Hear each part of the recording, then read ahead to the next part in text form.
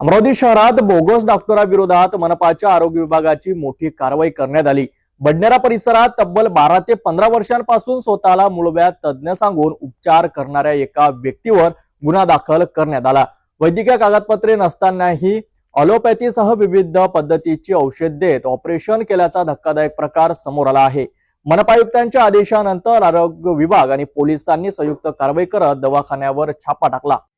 अमरावती महानगरपालिकेच्या सार्वजनिक आरोग्य विभागाला जिल्हा शल्य चिकित्सक, जिल्हा आरोग्य अधिकारी आणि महाराष्ट्र वैद्यकीय परिषदेकडून बोगस डॉक्टरांविषयी तक्रारी प्राप्त झाल्या होत्या। या तक्रारींच्या आधारे बडनेरा येथील नगीमा मस्जिद जवळ आठवडी बाजार परिसरात सुरू असलेल्या दवाखान्यावर स्टिंग ऑपरेशन करण्यात आले।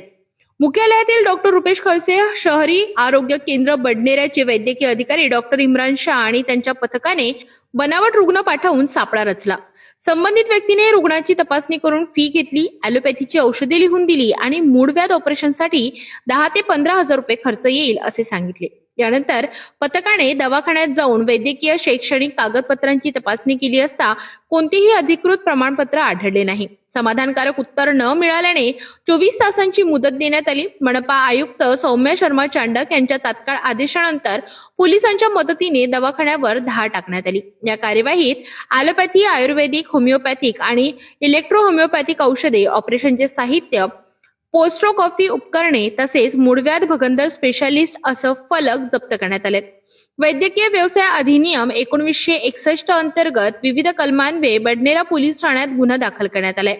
मनपा प्रशासनाने स्पष्ट इशारा दिला आहे की अमरावती शहरात बोगस डॉक्टरांना थारा दिला जाणार नाही। नागरिकांनी आपल्या परिसरात अनधिकृत वैद्यकीय व्यवसाय सुरू असल्यास तात्काळ तक्रार करावी असे आवाहन करण्यात आले आहे।